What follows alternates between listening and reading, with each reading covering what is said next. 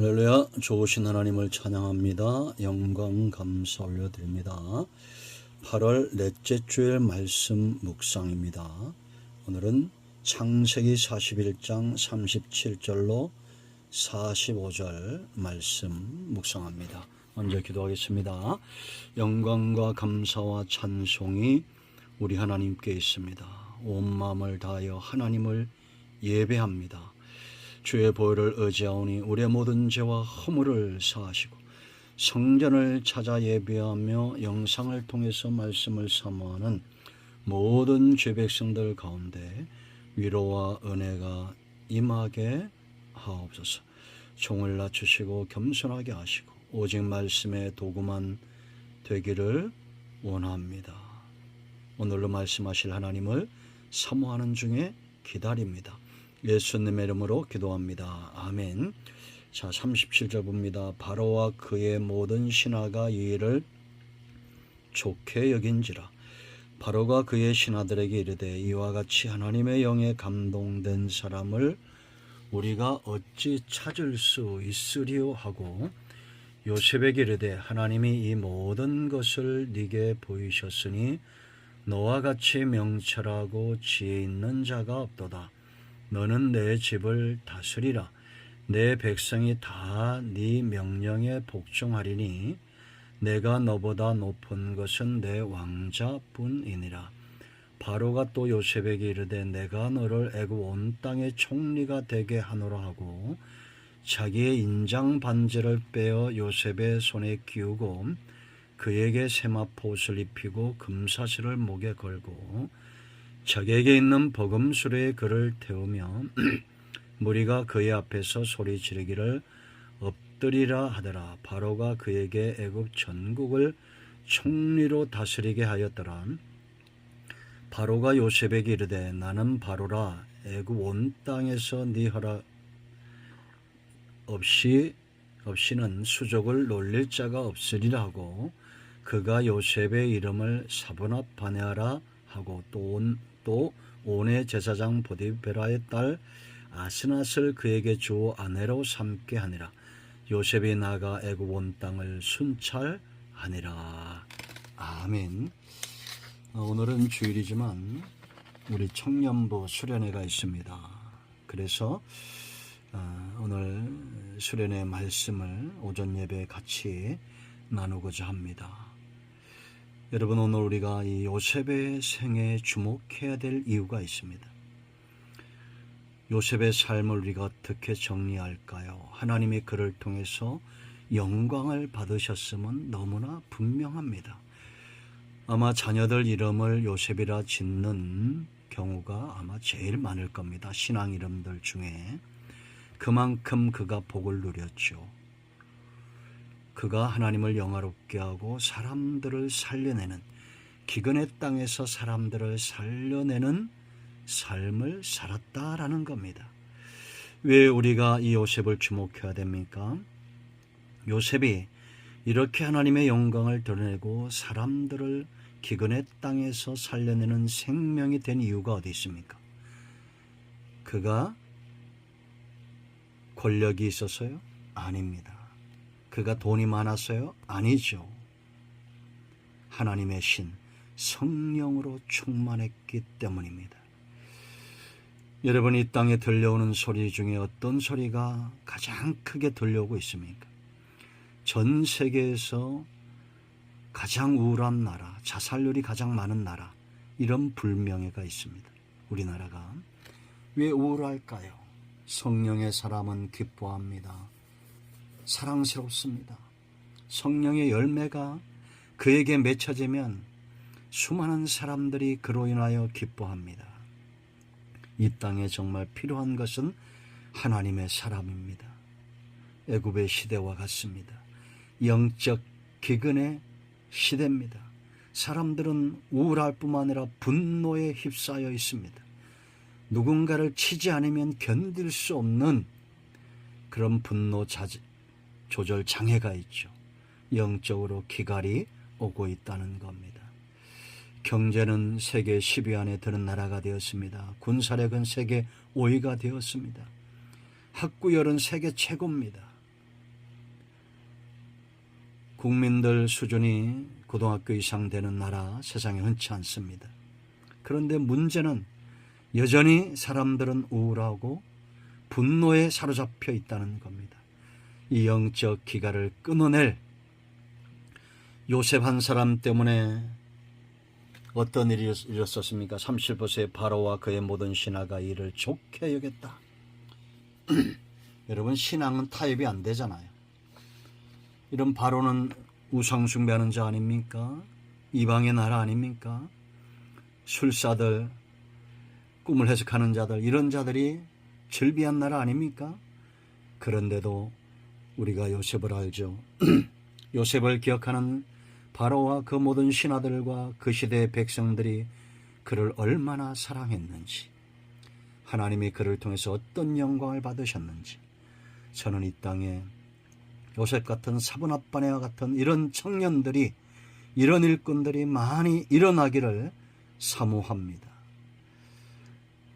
삶 가운데 기근보다도, 우리 눈에 비가 안 와서 보이는 기근보다도 영적 기가를 끊어낼 이 시대에 하나님은 이런 사람들을, 요셉을 세우셨듯이 지금도 생명수가 되는 사람들을 준비시키고 있음을 우리가 확신할 수 있습니다.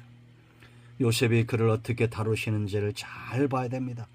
하나님이 요셉을 어떻게 인도하시는지. 요셉의 생애의 주인공은 요셉이 아니라 하나님입니다. 그 생애의 감독이 되시고 주연이 되어주시고 그를 이끌어 가십니다. 크게 네 부분으로 나눠져 있어요. 먼저 아버지의 집에서 보세요, 여러분. 그는 하나님의 약속대로 아브라함의 후손으로 태어났습니다. 신약을 시작하면서 아브라함과 다윗의 자손 예수 그리스도의 세계라. 이 세계 속에 요셉도 있습니다. 저와 여러분도 있습니다. 성령의 역사는 이 약속 때문에 오는 겁니다. 약속하신 것 기다려라. 사도행전 1장 4절에 분명히 말씀하고 있습니다.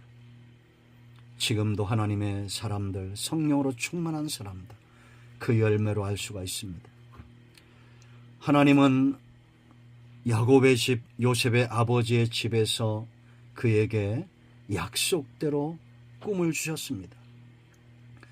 어린 시절 요셉의 별명은 꿈꾸는 자였습니다. 지금도 여전히 하나님의 사람들은 꿈을 꿉니다. 미래를 봅니다. 무당 같은 게 아닙니다. 미래에 하나님이 일하실 것을 꿈을 꾸고 낙심하거나 절망하지 않고 하나님의 뜻이 이루어질 것을 사모하며 기대하며 삶을 살아냅니다. 그런데 여러분, 이 꿈으로 인하여 형제들의 시기와 질투를 받습니다. 그를 미워합니다. 그에게 도움이 되지 않아요. 그러나 여러분, 요셉의 꿈이 실현되는 그날에 그를 미워했던 자들, 요셉을 시기했던 자들이 살아날 것입니다. 이것이 우리의 삶이 되어야 됩니다. 꿈을 꾸는 원대한 가슴을 가진 자들은 시기하는 형제들을 미워하지 않습니다. 실제로 그 꿈대로 그 형들이 그의 앞에 무릎을 꿇고 회개하고 통회할 때 요셉이 무슨 말을 합니까? 나를 두려워하지 말라는 겁니다. 내가 하나님을 대신하겠습니까? 이게 꿈꾸는 자의 가슴입니다. 원수 같지 않습니다. 사람들은 원수 같기 좋아하죠. 치는 거 좋아합니다. 그러나 그를 구덩이에 던지고 노예로 팔아버린 그 형제들도 미워하지 않고 그를 통해서 이루고자 하는 하나님의 뜻을 말합니다.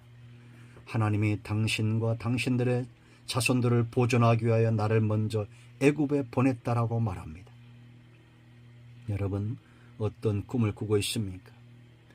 하나님은 하나님의 뜻을 이루기 위하여 먼저 우리에게 꿈을 주십니다. 그 꿈 때문에 미움을 당하고 내가 예수 믿는 사실 때문에 어려움을 당해도 낙심하지 마세요. 그들도 곧 꿈대로 하나님의 뜻대로 생명의 날을 보게 될 것입니다. 야곱도 형제들도 요셉 자신도 하나님의 역사를 회방할 수 없어요. 여러분, 이것은 요셉의 꿈이 아니라 하나님의 꿈입니다. 그렇지 않습니까? 우리 스스로도 내가 꾼 꿈에 미흡하나 그러나 회방이 될 수 없습니다. 하나님의 뜻은 여전히 이루어지고 있습니다. 자, 두 번째, 이런 요셉이 꿈꾸던 요셉의 시기를 받아 구덩이에 던져지고 미디안 상인들에 의해서 팔려 어디로 갑니까? 보디발의 집으로 갑니다. 이 환경을 잘 봐야 됩니다. 하나님의 역사가 느껴지지 않습니까? 여러분, 낭종지출한 말이 있죠. 주머니 속에 송곳은 감춰주지 않습니다. 하나님이 함께 하시는 사람은 그 지혜는 감춰질 수 없어요. 그 재능은 감춰질 수 없습니다. 보디발의 집으로 끌려갔습니다. 보이지 않는 하나님의 손길입니다. 구덩이 속에서 요셉은 못 느꼈을 수도 있습니다. 왜 내가 이렇게 어려워지냐? 그 낙심이 있을 수 있어요. 절망이 있을 수 있어요. 그러나 원망은 없었습니다. 왜냐하면 37장 9절 말씀을 보면 요셉이 하는 말이 있습니다. 보디발의 아내가 미혹할 때 요셉이 그에게 했던 말이 뭡니까? 9절 말씀 보면 이 집에는 나보다 큰 이가 없으며 주인이 아무것도 내게 금하지 아니하였어도 금한 것은 당신뿐이니 당신은 그의 아내임이라. 그런즉 내가 어찌 이 큰 악을 행하여 하나님께 죄를 지으리까. 여인이 날마다 요셉에게 청하였으나 요셉이 듣지 아니하며 동침하지 아니할 뿐 아니라 함께 있지도 아니하니라. 여러분, 꿈과 은혜는 하나님으로부터 옵니다. 그러나 삶은 항상 코람데오의 삶은 요셉의 의지였듯이 우리의 의지가 되어야 됩니다. 여러분 생각해 보세요. 요셉 때문에 보디발이 형통해야 됩니까? 아니면 보디발 때문에 요셉이 형통해야 됩니까? 굉장히 중요한 질문이죠. 세상은 보디발과 같은 권력 있는 사람, 시위대장입니다. 왕의 측근입니다. 바로의 측근이에요. 이런 사람을 가까이 할 때 복을 받는다고 형통한다고 생각해서 줄대는데 바쁩니다. 여러분 옛날에 맹사성이란 사람 알죠? 그 맹사성이 노년에 낙향에서 이제 허름하게 청렴하게 살고 있는데 한 젊은 양복이 아니죠. 한복을 잘 빼어입은 젊은 청년이 그를 찾아옵니다. 길에서 만났어요. 그 노인에게 노인 내가 새 이 옷을 준비해서 입었는데 저 개울을 건너야 되는데 옷이 더러워질 수 있으니 나를 좀 업고 건너갈 수 있습니까? 그 맹사성이 업고 건너갔어요. 물었습니다. 젊은이 이렇게 잘 빼어입고 어딜 갑니까? 예, 말합니다. 예, 아버님의 친구이신 맹사성 어른을 찾아 좋은 관직을 하나 천거받기 위해서 갑니다. 허허. 그렇다면 젊은이 돌아가시오. 내가 맹사성이네. 깜짝 놀라서 주랭랑 쳤다는 겁니다. 여러분 어떤 삶을 사느냐가 굉장히 중요하죠. 세상 사람들은 빽있고 걸려있고 돈 있는 사람들에게 줄대기 바쁩니다. 그러나 세상을 형통하게 하는 성도의 삶은 다릅니다. 바로 코람데오입니다. 하나님 앞에서 미혹되지 않고 세상에 살지 않고 세상의 것을 흠모하지 않고 항상 하나님을 의식하는 사람, 이 사람으로 인하여 보디발의 집이 형통하는데 39장 2절 말씀 보면 여호와께서 요셉과 함께 하심으로 그가 형통한 자가 되어 그의 주인 애굽 사람의 집에 있으니 그의 주인이 보디발입니다. 여호와께서 그와 함께 하심을 보며 또 여호와께서 그의 범사에 형통하게 하심을 보았더라. 5절 보세요. 그가 요셉에게 자기의 집과 그의 모든 소유물을 주관하게 한 때부터 여호와께서 요셉을 위하여 그 애굽 사람의 집에 복을 내리심으로 여호와의 복이 그의 집과 밭에 있는 모든 소유에 미친지라. 하나님의 사람은 표가 납니다. 그러므로 여러분 세상에 권력 있는 사람 내가 몰라도, 돈 있는 사람 내가 몰라도 낙심하지 마세요. 우리는 하나님을 알고 있습니다. 그리고 그 하나님 앞에서 순전함을 지키고 살기를 기뻐합니다. 여러분, 우리가 잘 아는 대로 로마서 13장 14절에 뭐라고 말합니까? 오직 주 예수 그리스도 옷 입고 정욕을 위하여 육신의 일을 도모하지 말라. 예수 그리스도 옷 입은 새 옷을 입은 사람들입니다. 그러기 위해서는 벗어야 될 옷이 있어요. 낮에와 같이 단정행하고 방탕하거나 술 취하지 말며 음란하거나 호색하지 말며 다투거나 시기하지 말라. 어거스틴의 생애를 바꿨던 말씀입니다. 꿈과 은혜는 하나님으로부터 옵니다. 그러나 형통함을 사모하는 자들, 참된 복을 누리고자 하는 자들은 예수 그리스도 옷을 입는 의지가 있는 자들입니다. 자, 세 번째, 이렇게 고람대오로 살았지만 순전함을 지켰지만 그가 어디에 갑니까? 40장에서 억울하게 감옥에 누명을 쓰고 들어갑니다. 상황이 더 나빠졌습니다. 그러나 여러분 기억하십시오. 하나님은 여전히 그곳에도 계시며 만남의 축복을 준비해 두셨다라는 겁니다. 보디발 시대장입니다. 술 맡은 관원장, 떡 맡은 관원장, 전부 바로의 측근들입니다. 우리가 잘 알죠. 술 맡은 관원장, 떡 맡은 관원장이 꿈을 꾸고 근심에 낯빛을 하고 있을 때 요셉이 하나님의 신에 감동된 지혜로 그들의 꿈을 해몽해 줍니다. 그리고 바로의 직을 신원한 술 맡은 관원장에 의해서 감옥에서 나오는 하나님의 섭리가 그대로 이루어지고 있습니다. 여러분, 상황이 억울할 때 기억하십시오. 하나님은 여전히 일하신다. 잘 분별해야 됩니다. 내 주변에 어떤 사람들이 있는지, 내가 어떤 사람들을 만나고 있는지, 하나님은 어떻게 일하고 있는지 잘 분별해야 됩니다. 억울한 상황은 없습니다. 오직 하나님의 일하시는 상황만 있을 뿐입니다. 푸른 초장 실만한 물가만 지나가는 것이 아닙니다.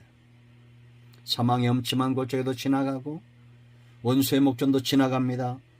여호와의 선하심과 인자하심은 반드시 저와 여러분을 여호와의 집에 인도하시기까지 하나님의 뜻을 이루어 가실 겁니다. 상황이 감옥 같습니까? 위는 열려 있습니다. 하나님께 부르짖을 때입니다. 술 맡은 관원장, 떡 맡은 관원장 의지하지 말고 하나님을 의지해야 됩니다. 자, 네 번째 바로 앞에 섭니다. 41장 오늘 본문입니다. 여러분, 그가 감옥에서 나왔습니다. 하루아침에 총리가 됩니다.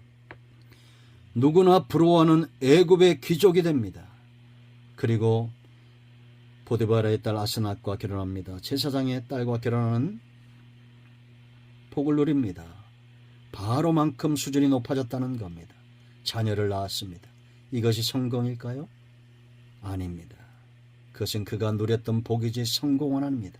성도가 누려야 될 참된 성공은 처음에 설교 초대에 말씀드렸듯이 위로는 하나님의 영광을 드러내고 땅에서는 생명의 부양자요 축복의 통로가 되는 것입니다. 하나님과 백성 사이에 선 하나님의 신에 감동된 왕같은 제사장, 그것이 우리가 서야 될 자리입니다. 하나님은 이 자리에 서도록 요셉을 연단하시고 이끌어 오셨습니다. 저와 여러분도 마찬가지입니다. 오늘 하나님이 저와 여러분을 연단하시는 이유가 있습니까? 하나님과 사람 앞에 서는 것입니다. 그러므로 말을 잘해야 되는데 연단받은 사람은 말을 잘하게 되어 있습니다. 그가 여러분 억울하게 누명을 쓰고 40장에서 술 맡은 관원장, 떡 맡은 관원장의 꿈을 해석해 주고 그가 말을 잘못해서 2년이나 있었다고 그랬죠. 술 맡은 관원장에게 의지한 겁니다. 당신이 신원되는 날 나를 좀 기억해 달라는 겁니다. 그 14절 이렇게 말해요. 당신이 잘되거든 나를 생각하고 내게 은혜를 베풀어서 내 사정을 바로에게 아뢰어 이 집에서 나를 건져 주소서. 이 말은 물론 그의 절박한 상황이 있지만 그러나 술 맡은 관원자는 그를 잃어버립니다. 누가 기억합니까? 하나님이 그를 기억합니다. 이제 그의 말이 바뀌었습니다. 바로 앞에 서서 요셉이 어떻게 말합니까? 하나님을 드러냅니다. 41장 30절 말씀 보면 바로께서 꿈을 2번 겹쳐 꾸신 것은 하나님이 이 일을 정하셨습니다. 하나님이 속히 행하리시리니 이제 바로께서는 명철하고 지혜 있는 사람을 택하여 애굽 땅을 다스리게 하시고 바로께서는 또 이같이 행하사 나라 안에 감독관을 두어 그 7해 풍년의 애굽 땅의 5분의 1을 거두며 그들로 장차올 풍년의 모든 곡물을 거두어 그 곡물을 바로의 손에 돌려 양식을 위하여 각 성읍에 쌓아두게 하소서. 이같이 그 곡물을 이 땅에 저장하여 애굽 땅에 임할 7해 흉년을 대비하시면 땅이 이 흉년으로 말미암아 망하지 아니하리라. 바로와 그의 모든 신하가 이를 좋게 여긴지라. 바로가 그 신하들에게 대해 이와 같이 하나님의 영에 감동된 사람을 우리가 어찌 찾을 수 있으리요 말합니다. 여러분, 우리가 하나님을 영화롭게 하고 고람되어 하나님 앞에서 우리의 삶을 순전하게 지킬 때 하나님은 세상에서 우리의 머리를 드실 것입니다. 여러분, 기근이 보이십니까? 벌써 10년, 20년 계속되고 있는 이 영적 기근, 전 세계에 20년 가까이 자살률 1위가 되고 우울한 대한민국, 분노의 조절장애에 휩싸여 있는 이 조국, 저들의 기근을 끊어낼 영적으로 성령으로 충만한 성령의 열매를 맺을 청년들이, 하나님의 백성들이 이 땅에 필요합니다. 기도합니다. 예수님의 이름을 의지하기도 합니다. 이 말씀대로 되게 하여 주시옵소서. 우리 가운데 마음이 상한 자, 병든 자, 우울함과 분노와 시기와 다툼과 상한 마음으로 고통받는 사람들, 하나님 기억하시고 성령으로 충만케 하여 주시옵소서. 생수와 같은 은혜, 생명수와 같은 성령의 충만함, 그 기름 부으심을 사모합니다. 예수님의 이름으로 기도합니다. 아멘. 이제는 우리 주 예수 그리스도의 크신 은혜와 하나님 아버지 큰 사랑과 성령의 유로통 충만치 회복하심의 역사가 성전을 찾아 예배하며 영상을 통해서 말씀을 사모하는 모든 죄 백성들 위해 이제로부터 영원토록 함께 있을지어다. 아멘. 할렐루야. 응답이 오늘도 우리 가운데 임하였습니다. 아멘.